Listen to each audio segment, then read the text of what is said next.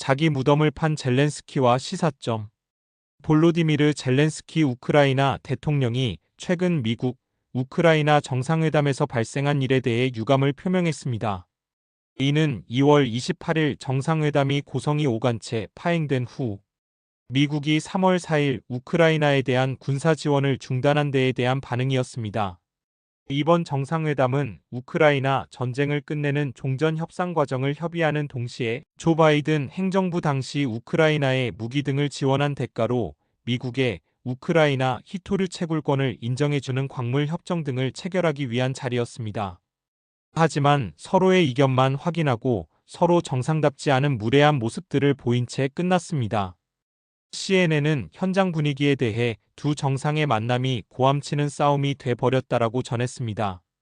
워싱턴 포스트는 젤렌스키 대통령은 도널드 트럼프 미국 대통령을 향해 눈을 치켜뜨며 나는 푸틴과 뜻을 같이 하지 않는다라고 감정 섞인 말투로 말했다라고 짚었습니다. 이에 트럼프 대통령은 젤렌스키 대통령을 향해 3차 세계대전을 가지고 도박을 하느냐라고 윽박질렀고 배석했던 JD 벤스 미국 부통령도 젤렌스키 대통령을 향해 무례하다라며 감사하다는 인사 한 번 한 적이 있느냐라고 비판했습니다. 그렇게 미국은 우크라이나 지도자들이 평화를 위한 성실한 약속을 입증했다고 트럼프 대통령이 판단할 때까지 제공 중인 모든 군사 원조를 중단하겠다고 통보했습니다. 젤렌스키 대통령은 3월 4일 자신의 X계정에 올린 글에서 우리 가운데 누구도 끝없는 전쟁을 원하지 않는다라며 우리는 트럼프 대통령의 강력한 지도력 아래에서 지속적인 평화를 이루기 위해 노력할 준비가 돼 있다라고 했습니다.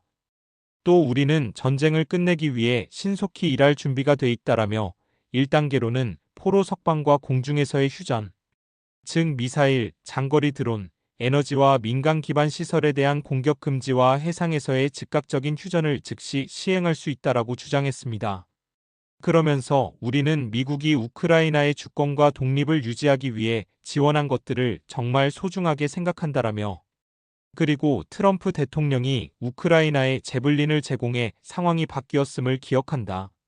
우리는 이에 감사드린다라고 덧붙였습니다. 젤렌스키 대통령은 워싱턴 백악관에서 있었던 우리의 만남은 예상했던 대로 진행되지 않았다. 그런 식으로 진행돼 유감이라며 이제 바로잡을 때라고 밝혔습니다. 이어 미국이 원하는 광물 협정에 대해서도 우크라이나는 언제든 어떤 방식으로든 서명할 준비가 돼 있다라며 우리는 이 협정을 더 큰 안보와 확실한 안보 보장을 향한 한 걸음으로 보고 있으며 이 협정이 효과적으로 작동하길 진심으로 바란다라고 했습니다. 그리고 미국의 원조 중단으로 위험을 확인했다라며 미국과 정상적인 협력 관계를 유지하는 것이 전쟁을 진정으로 끝내기 위해 매우 중요하다라고 강조했습니다. 젤렌스키 대통령이 미국 지원 중단에 꼬리 내린 것입니다.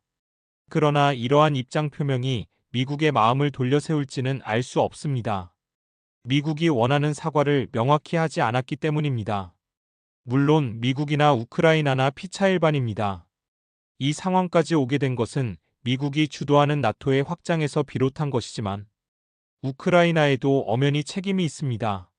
우크라이나 전쟁의 원인 중 하나는 우크라이나 정부의 우크라이나 국민 학살입니다. 친러 정권을 전복한 후 세워진 우크라이나 정부는 러시아어를 사용하거나 친러 성향이라고 판단되는 우크라이나 국민을 모두 공격 대상으로 삼아 박해했습니다. 또 방송, 책, 교육 등에서 러시아어 사용을 금지했습니다. 학살을 종식하는 민스크 협정이 2014년과 2015년 두 차례 맺어졌지만 우크라이나 정부는 협정을 이행할 생각이 없었습니다. 젤렌스키 대통령이 2019년 취임한 이후에도 우크라이나는 학살을 멈추지 않았습니다. 트럼프 정부, 바이든 정부를 불문하고 미국은 그런 과정에서 우크라이나 정부의 학살을 묵인했으며 우크라이나가 러시아랑 계속 싸우도록 연합훈련, 무기 지원, 나토 가입 추진 등으로 부추겼습니다. 이런 과정에서 영국을 비롯해 유럽 국가들도 우크라이나를 지지하고 지원했습니다. 영국은 특히 영국 대외정보국 비밀정보국 MI6를 통해 우크라이나에 도움을 주었습니다. 즉 미국과 유럽이 도와주지 않았다면 우크라이나가 학살을 그만두고 반성했다면 우크라이나가 미국과 유럽을 추종하지 않고 러시아와 평화롭게 지내고 자주적으로 나아갔다면 지금의 전쟁도 이번 갈등도 일어나지 않았을 것입니다. 이번 갈등은 트럼프 정부가 일단 전쟁을 끝내고 우크라이나에서 받아낼 것을 받아내자로 생각의 방향을 바꾸면서 생겨난 일입니다. 미국이 러시아와 협상을 시작하자 영국 등 유럽은 자신들이 주도권을 잡고자 평화유지군 같은 대안을 꺼내며 우크라이나를 지원해야 한다고 목소리 높였습니다.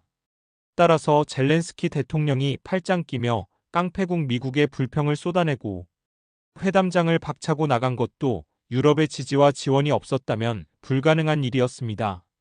하지만 한국 내 일각에선 젤렌스키 대통령의 이번 행동을 보며 동정하는 시선도 있습니다. 이는 젤렌스키 대통령이 벌여온 만행들을 생각지 않고 미국에 맞선 것만 부각해서 보는 편협한 시각입니다. 젤렌스키 대통령은 그간 미국의 무기, 자금 지원 등을 요청하며 마치 더 지원받으면 러시아를 이길 수 있을 것처럼 호언장담했습니다. 젤렌스키 대통령은 2022년 10월 4일 러시아와의 협상을 법으로 금지하고 최근에는 포로 교환을 거절하고 있습니다. 또 지난해 5월 20일 끝난 임기를 계엄령과 총동원령으로 연장하고 있습니다. 젤렌스키 대통령은 우크라이나 국민을 위한다고 말하지만 국민을 계속 전쟁터로 내몰며 전쟁을 끝낼 생각이 없습니다. 혹여나 러시아에 점령당한 영토를 되찾는다고 해도 해당 지역 주민들이 러시아에 협조했다며 학살을 자행할 수도 있습니다. 이번 갈등도 자신의 목표를 이룰 때까지 미국이 우크라이나 안보 보장을 확실하게 약속할 때까지 전쟁을 끝내지 않겠다는 의지에서 발생한 것입니다. 결국 자신의 무덤을 판 것입니다. 트럼프 정부 입장에서 어차피 더 우크라이나를 지원해도 러시아를 이길 수 없는 상황이고 자국 내 상황이 안 좋으니 해결책을 모색해야 합니다. 그런 측면에서 그동안 불필요한 지출이 많았으니 바이든 정부가 시작한 전쟁을 끝내고 우크라이나에 지원했던 것을 청구받을 때라는 명분을 세울 필요가 있습니다. 이번 갈등은 한국에 시사하는 바가 큽니다. 한국이 계속 미국에 굴종하며 미국의 지원을 통해 안보 보장을 받는다면 우크라이나 꼴 날 수 있습니다. 미국의 할 말하는 것이 객기에 그치지 않으려면 우리 힘으로 국민이 주인되어 결정하는 자주권을 가져야 합니다.